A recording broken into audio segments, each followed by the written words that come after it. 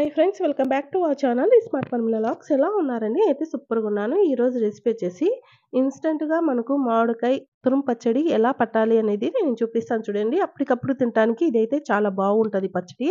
నేను చెప్పిన ప్రకారం మీరు చేసుకోండి, చాలా టేస్టీగా కూడా ఉంటుంది.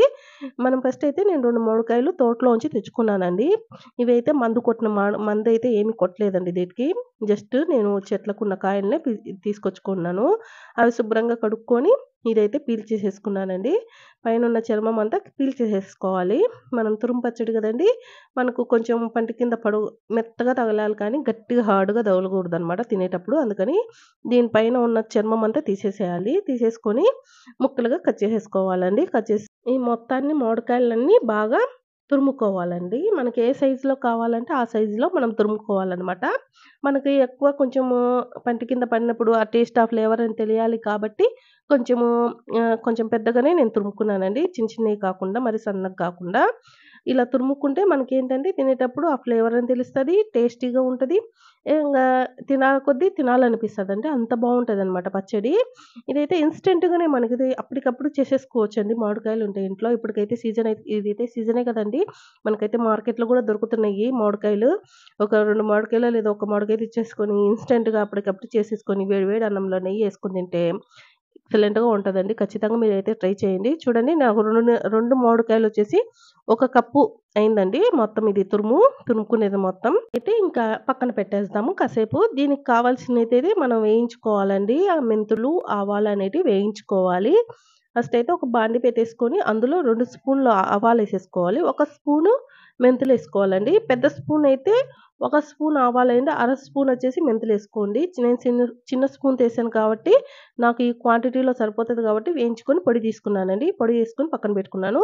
ఇది కలుపుకోవడానికి కొంచెం పెద్ద గిన్నె ఉండాలి కాబట్టి కొంచెం గాజు గ్లాస్‌ది తీసుకున్నానండి. అందులో వేసేసుకున్నాను ఈ తురుము మొత్తాన్ని. అయితే ఒక 30 గ్రాములు నేను కారం పొడి, గొడ్డు కారం తీసుకున్నానండి. ఒక 10 గ్రామ్స్ నేనొచ్చేసి సాల్ట్ తీసేసుకున్నాను. అందులో ఒక అర స్పూను పసుపేసుకున్నానండి. తర్వాత మనం వేయించుకొని పొడి చేసుకొని పెట్టుకున్నాం గదా! మెంతులు, ఆవాలు, ఆ పొడి గూడా మొత్తం వేసేసుకొని బాగా మిక్స్ చేసేసుకోవాలండి.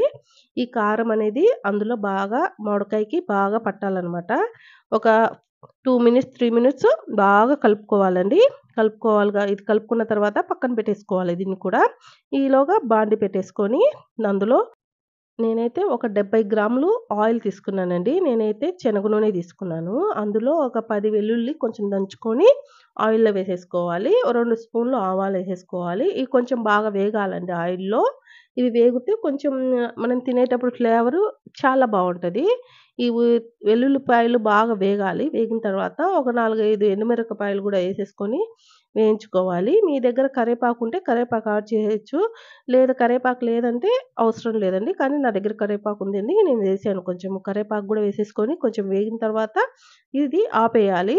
ఇది ఆపేసిన తర్వాత ఇది కొంచెం చల్లబడాలండి. చల్లబడిన తర్వాతనే మనము అందులో వేసుకోవాలి ఇది. ఇది కొంచెం చల్లబడిందండి. ఇందులో అయితే మనం వేసేసుకున్నాము. ఈ మిశ్రమాన్ని మొత్తాన్ని వేసేసుకొని బాగా మిక్స్ చేసేసుకున్నామండి. నేనైతే ఇది మొత్తం బాగా కలుపుకున్న తర్వాత అండి టేస్ట్ చూసాను. ఎక్సలెంట్‌గా ఉందండి. టేస్ట్ అయితే అంత బాగుంది.